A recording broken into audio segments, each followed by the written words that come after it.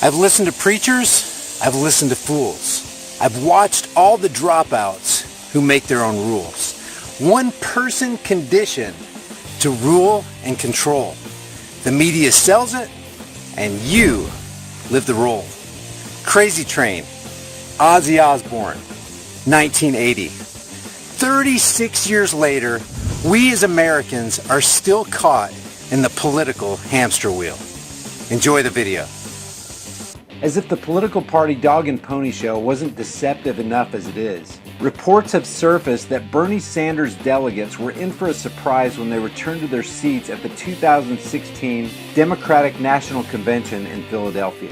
At least 3 videos have surfaced online documenting the alleged use of paid seat fillers to replace Bernie Sanders fans who either left in protest or were kicked out.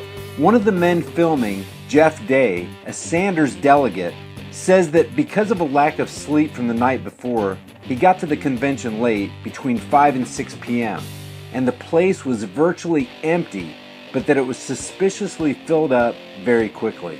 So those seat fillers you guys were hearing about, it's real. They're in here now. There are a lot of people sitting near me who I don't know or have seen the entire time I was here. This is amazing. This place is empty.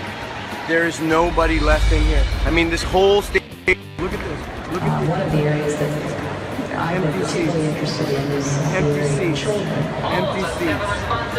Empty seats. Like the entire California delegation is like gone. Our children's future is Gone. Gone. Gone. and the policies of their nation. It's time to protect the next This generation. is not. The man goes on to note how the arrival of the seat fillers coincided with the media narrative that the DNC is now far more unified than when it began, and how everyone is applauding and cheering in unity. This guy says, The Bernie people aren't here, and the people that are here are getting paid to sit in their seats and clap their hands. That's what I believe. Not 100% sure, but that's what I believe. That's what I see with my eyes. he also noted that attendees are also being blocked from getting back in if they leave their seat at any point, even to just go to the bathroom. He said, my guess is that it's because a seat filler is in your seat and the optics of everyone having to shift and stand and move is not something they want to see. He also says there's people in that hall Who are being represented in the media as Bernie Sanders people, and they are not. Don't believe what you see on TV. He goes on to say that there are a lot of people here that aren't delegates who are standing and cheering and clapping for somebody we aren't ready to believe in. He concludes by promising to hold the Democratic establishment accountable. In another video, a man interviewed by a Bernie delegate seems to concede that he is a seat filler for the DNC. In addition to this, reports also indicate that DNC officials actually put out a Philadelphia Craigslist ad for seat fillers, or as the ad says, actors, on July 26th during the Democratic National Convention in Philly. The archived ad, and there will be a link for this below the video, reads, looking for 700 people to be utilized as actors during the National Convention. We currently have a number of empty seats that will need to be filled as we are currently removing a number of people and need to refill their seats for the remainder of the conference. You will be paid $50 each night for the remainder of the convention. You will be required to cheer at all times and will be asked to dress properly and possibly wear some promotional material. Guys, $50 is not a bad haul just to show up, sit and clap your hands like a group of brain-dead seals in a nice air-conditioned room for a couple hours. But let's think about this for a second.